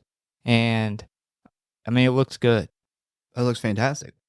We then get a close-up of what used to be Colt's head as Johnny continues hitting it with the axe. Most of it is turned into red mush by this point, but it looks like something out of Terrifier. It's a very good effect. Oh, these are all Terrifier level kills, and I would say the yoga and probably the ranger is up there with the creativity of being a 10 out of 10 of a lot of the Terrifier kills. So while this is going on, Chris finally kind of snaps out of it and realizes that while Johnny is distracted, this is her chance to get away. She then places the gas can and the bear trap down, puts the necklace on the nozzle of the gas can, and takes off. Now, I went back and I counted how many times Johnny hit Cole in the head with that axe.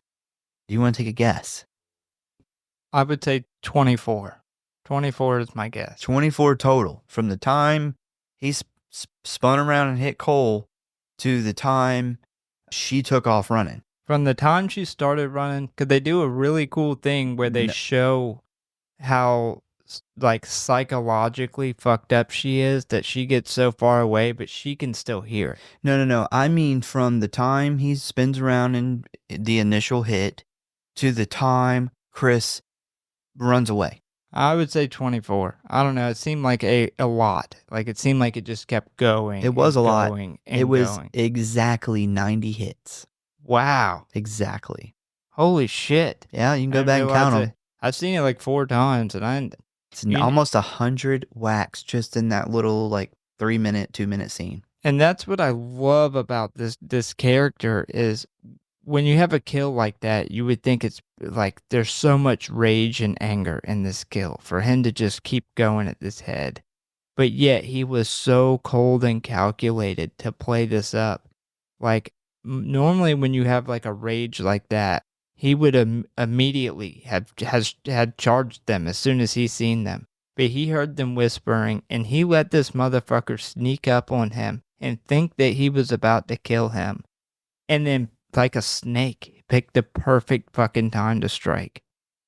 So next we see Chris just hauling ass to these woods, which this is what I would have done after the shit went down at the ranger station. I'd have put the fucking necklace on the ground and I'd have just fucking down the road until somebody picked me up. Yeah, that was obviously probably not her idea. No, Colt totally fucked this up. But yeah, she's running. One thing I did really like here was what they did with the sound, showing just how loud the woods can be at nighttime. You know, it's not always like that, but we have spent many times camping very, very deep into the mountains. And sometimes it's incredible of how fucking loud everything is at nighttime. Like, I've been laying in the tent being like, it's kind of hard to sleep because... Are you referring to her still hearing the wax? No. Okay. I'm referring to like all the bugs and shit making the really loud noises. Because you think, nighttime, everything's asleep, but there's a whole group of fucking other animals and bugs and shit that come out at nighttime. So it can be loud sometimes. If you're taking off running, like had he been after her, there's no way that she would have ever gotten to a point where she was far enough away where he wouldn't be to hear it. Like, if you're running through like dead leaves and shit in the woods in the dark, you can tell what general direction that's coming from. But yeah, she apparently runs all night long. She has these moments too where she like stops, but she still thinks she can hear Johnny hitting Colt with the axe, which I agree. I do not think that these are really happening. I think that's them showing like psychologically how fucked up this like it's constantly playing in her head. But anyway, once the sun comes up, we jump to a shot where Chris is laying on the ground screaming in pain because apparently she fell and a tree branch like severely fucked her leg up. She ends up having to pull this thing out of her leg. So she finally makes it to the main road where an older woman stops and picks her up, telling her that she's going to take her to a hospital. The lady tries to ask her some questions, but Chris is so freaked out and paranoid that Johnny is going to show up that she can't even focus on what the lady is saying at first. The lady then asks her what happened with her leg, but Chris only tells her that she fell and that it was some kind of animal attack. The lady then tries to reassure her that she's going to be just fine, telling her that she has seen people come out looking a lot worse. She then starts telling her this story about how her brother, who is a game warden, got mauled by a bear 30 years ago.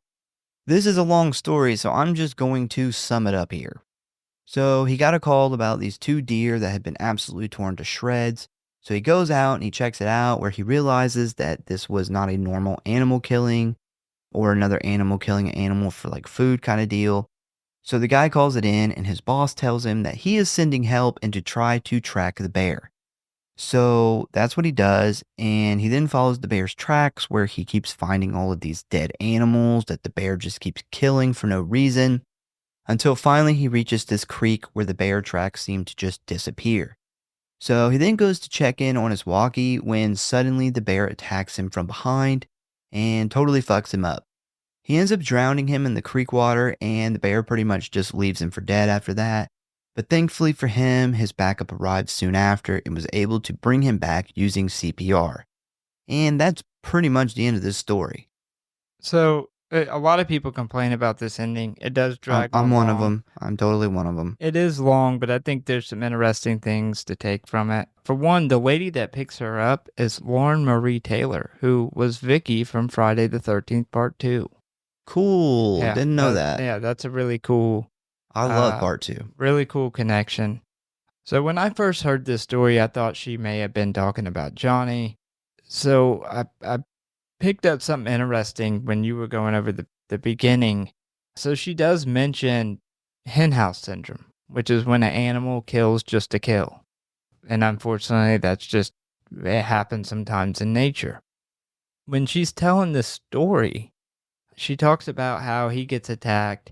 And the weirdest thing was that he couldn't focus on this bear that was on his back because there was so much going on that all he could focus on was keeping his head out of water before he died. Henhouse syndrome is the same thing that the organization blamed the initial killings on. The first time they come back, the organization said it was this thing in the water that essentially gave them henhouse syndrome. These animals like ripped these people up for no apparent reason. This also happened 30 years ago, which every 10 years, we know 10 years prior to this and 10 years prior to that, and then that incident happened 10 years prior to that. So I did think that was very interesting. He never specifically talks about seeing this bear. Like, he specifically says that there was so much going on that he couldn't focus on the bear, that he was just trying to keep his head out of water. So is it possible that maybe this was Johnny and, he thought he killed this guy and went on? I think that's kind of open to interpretation. I know you mentioned you heard the director say something different, like it was a bear attack, but I think the bear moving on like it was nothing really reflects Johnny's killing. Like, you get these gruesome killings that happen all the time in nature, yet at the same time, it remains nature. It's beautiful, tranquil, and I think it sums up the contrast of this movie perfectly. Like, Johnny is this horrendous force of nature doing these brutal things, yet he exists in this peaceful, beautiful forest. And that's kind of nature as a whole. And that goes back to the nature documentary. This is very much like, you remember Animal Planet used to show all the time these beautiful nature documentaries, or they were following the animals, but you would get these beautiful shots out in the forest or in the desert, and then you would have these animals that would kill another animal, and they'd rip them apart, and that was it. They would just move on.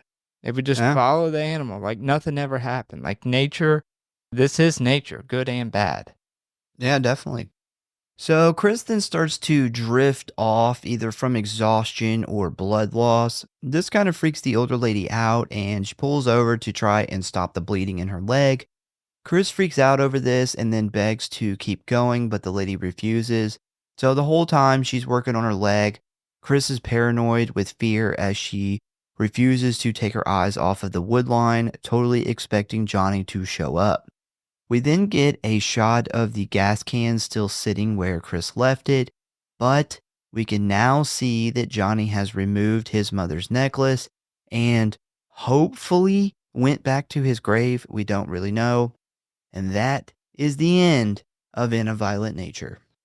Yeah, I do really like the last scene that they're showing these shots of the woods, and you as a viewer are doing the same thing she's doing. Like, you're looking for any little movement because you expect him to be there. And you know in your mind that they drove so far out that there's no way that he could have caught up. But you're still looking. You're still expecting something to happen. I don't have a problem with what they did. It just is 3 times longer than it needs to be. Well, I'll tell you this. Originally, the story was supposed to have a huge battle ending. Like, they were supposed to fight at the fire tower. And the cameras broke and they ran out of money and well, so something. I don't know what happened on the second attempt. They probably just didn't have the money. But I do know that there's a very extensive, matter of fact, the behind the scenes for the first movie that they made is way more extensive than when they did it the second time, because they had more money. They had somebody that was hired to do this. And when they get to shoot that shot, so he has 2 guys essentially in charge of building the sets. They are complaining to the guy with the camera that they have had no directions. All they've had is descriptions of this fire tower, and they built this setup the best they could. And then the day that they go to shoot it, they show up that morning, and Chris Nash is like, this isn't going to work. Like, they're supposed to fall down. Like, we need a dropout in the roof of the tower and all this different stuff. And he's like, well, we're not going to be able to fucking shoot it. And these 2 people who were building these sets were fucking pissed because they were told that they were going to have to rebuild it. And they're like, we can't rebuild it. Like, we can't. And they were bitching. They're like, we're fucking done. Like, we're not fucking doing this shit. Like, we tried to get them out here for 2 days to give us some direction. Couldn't get anybody out here. We were told it had to be done, and now they're mad because it's not done right. And after that, it just pretty much says that the idea was scrapped. Oh, yeah. Sounds like it just didn't work out. No, it didn't, and I don't know if it would have been a better ending for the type of movie this is. I had this, like, crazy, big final standoff happened. It could have been really good, could have been done really good, but I think this ending too kind of goes with the rest of the movie. I'm fine with the ending. It's just too long. Like I said recently when we talked about it on the show, is the last 20 minutes of the movie, we don't see Johnny. You know And what? That's just too long. The ending I would have been happy with is that she drops that gas can and takes off running with that locket, and he fucking kills her ass and takes it, and that's the end of the movie. That would have been a nice grim ending that I would have loved. I would have been fine with that, or even she waves the lady down, the lady puts her in the truck, says, I'm going to take you to the hospital, and credits. Yeah. I'm cool with that. It's very similar to like Texas Chainsaw Massacre where Sally jumps in the back of the truck. Okay, she's gone, credits. Sounds cool. Yeah. Yeah, I don't dislike the ending. My only complaint is they could have shortened it up. I do like the story the lady tells because I think like I said, I think it goes over really what this movie is about, and it's the violence of nature. Like, he is like one of these animals, and this bear kills somebody and slaughters somebody and then just goes on about his day. And that's kind of what Johnny does. He kills and it doesn't affect him. He just goes on doing whatever he was doing next. All right, so you got a couple quick facts for us. Let's hear it. Okay, when referring to the no score of the film, director Chris Nash stated that he wanted the film to be a blank canvas and stark and objective as possible. I think they nailed that. I agree. I think the no score, I think having a score would have completely changed the dynamic of the movie. I love that it doesn't have a score. I think it makes it feel totally cool with that. I think it makes everything feel so much more real. Which is something that we don't normally get. I love awesome scores. I love the classic scores. But I think for this movie and what he was trying to do, no scores was absolutely perfect.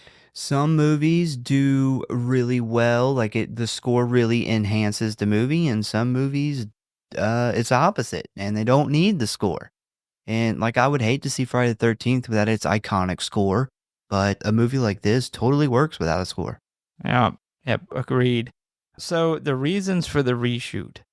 So he replaced some of the actors, but his reasons, the two main reasons he gave was the original film had 5 or 6 different people ultimately end up playing Johnny because they keep taking the job and then quitting. And like literally over and over again to the point. Seems like an easy job. To the point where, well, the first guy supposedly got sick. They never said like what he got sick with, but they were filming in a place up in the mountains. It was raining a lot. The ATVs couldn't get the cameras up there, so they had to be hiked like a mile up this mountain.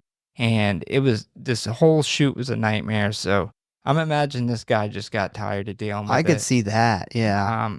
And so essentially when I was watching the behind the scenes stuff, I kept waiting for them to like run out of money and the movie end, because that's what I thought happened. And then they showed them doing the wrap of the final day of shooting and everybody's celebrating. And then it says when he got the final cut, he made the hard decision to essentially scrap this movie.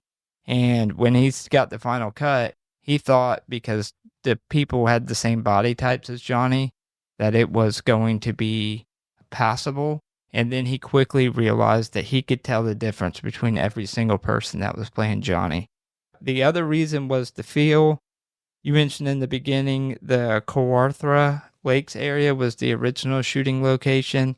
You said that far better than I did. Yeah, so he actually envisioned this movie taking place closer to northern Ontario where he grew up.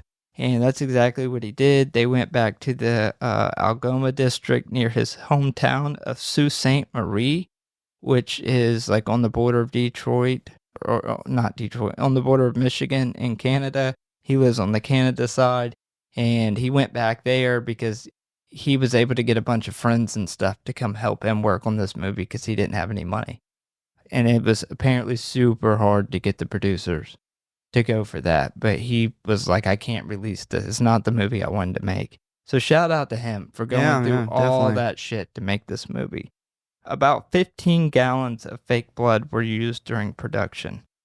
It included different viscous levels and thickness. Different types of blood and different shades of red. Like you mentioned, the darker and the lighter blood, that was all done on purpose. It was essentially mostly a mix of different mixes of corn syrup and red velvet cake. Huh. Interesting. Yeah. Haven't heard that one yet. No. This one's a big one. So the head of his prosthetics and special effects lead is Steven Kostanski. That may sound familiar to you. So It does. Steven Kostanski is the director of The Void. Oh, I do. That's why I know that name. Yeah, and I remember Chris Nash did special effects in The Void. Yeah, so Steven Kostanski's also worked on a ton of horror movies as special effects leads, like a ton of ones, like really good ones that we would know. I think we talked about him, some of his movies in the Void episode. Yeah. So he is a director who is his main thing is special effects, and Chris Nash, his main thing is special effects. That's what he's done in the industry. This was his first direction. And he actually said that the first time the premise of In a Violent Nature was discussed between those two was on Steven Kostanski's Psycho Gorman, which Chris Nash worked as head of creature effects for the film, and he had mentioned to him he wanted to make a movie that followed the killer, and he specifically said, like, you know, what does Jason Voorhees do when the camera's not on him? Like, I want to make that movie. And that was years before. So Chris Nash worked on Psycho Gorman? Yeah, he did. He was the head of creature effects. So they're both special effects artists who do some directing. And that's why the special effects were so fucking incredible, because you had two people who literally made careers out of special effects, but also direct movies. So what's really interesting is this past Fangoria Chainsaw Awards, In a Violent Nature, Chris Nash won the award, the Golden Chainsaw, for the Kill of the Year. The year before at the Fangoria Chainsaw Awards, the guy who did Psycho Gorman won the award for special effects in a movie. Yeah. Interesting. Yeah, he actually even does, like, accepts the award with one of his little special effects, like puppet characters he created from Psycho Gorman. Yeah. Yes, you know, Steven Kostanski was the head of prosthetics and special effects for this movie. He did say Chris Nash designed the mask and the prosthetic face. Chris Nash himself did all that, which was great. The mask was actually based on a 19th century firefighter's mask and smoke jumpers.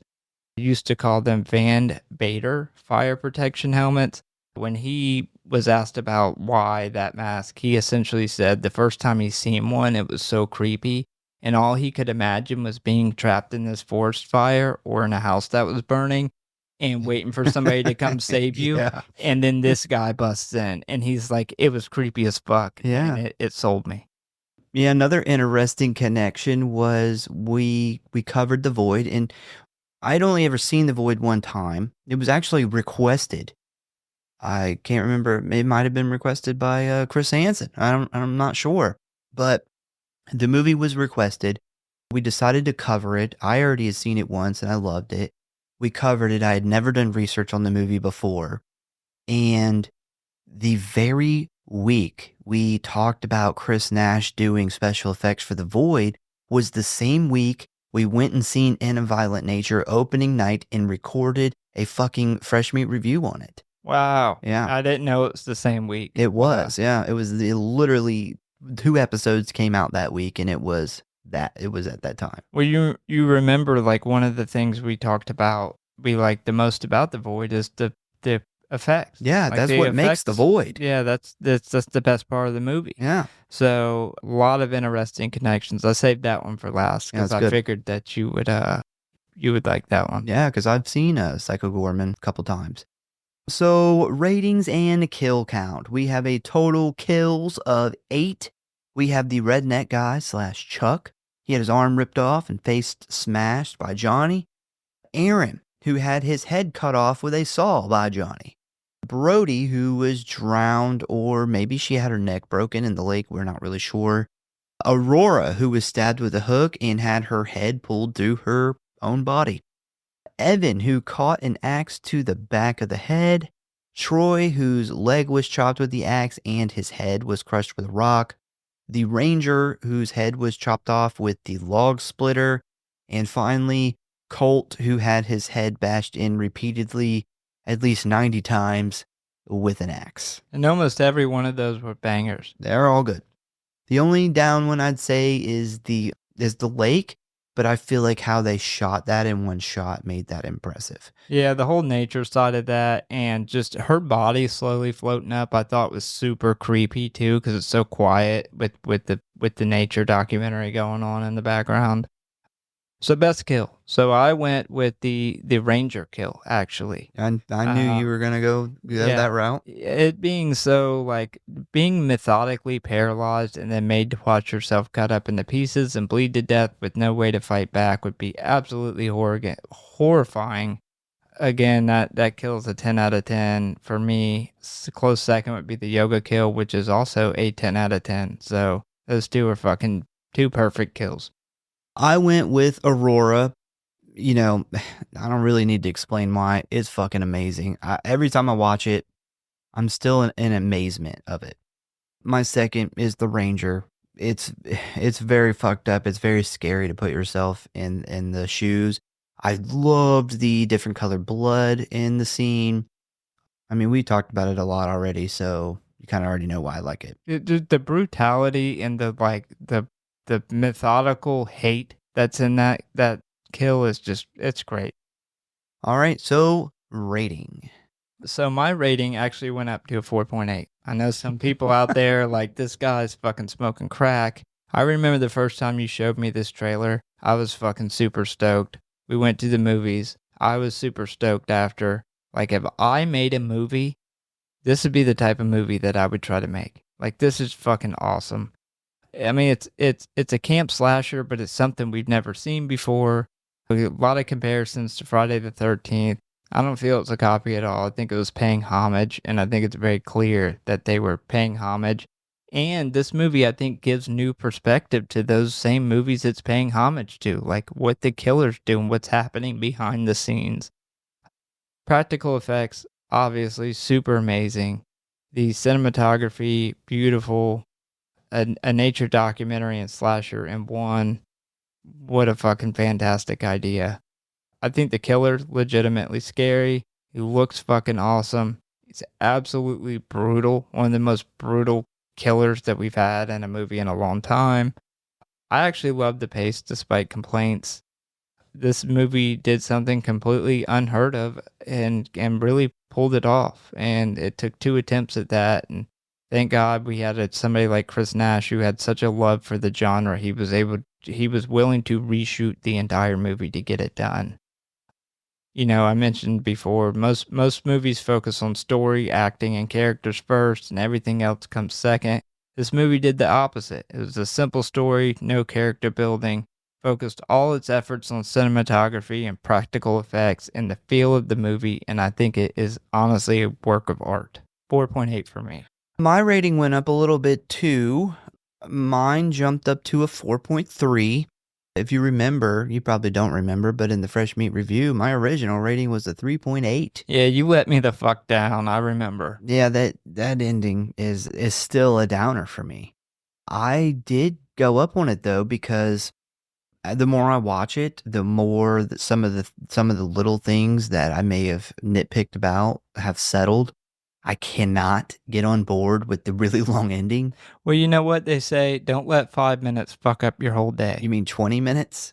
Don't let 20 minutes fuck up 24 hours. I will say that it is a very impressive movie. I think it is an important movie because it shows us the other side of what is going on in this story.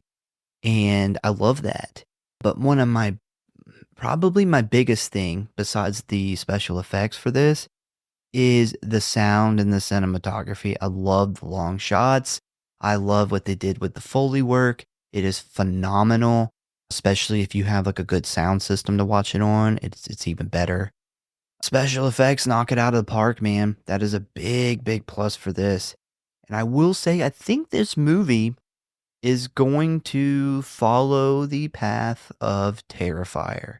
We have another movie that, even though it didn't make a ton of money, I seen it on a ton of top 10 or top 5 lists. People who love slashers love this movie for the most part. Yeah, And maybe same thing with Terrifier. Maybe the masses don't get on board with it, but horror fans seem to be getting on board with it.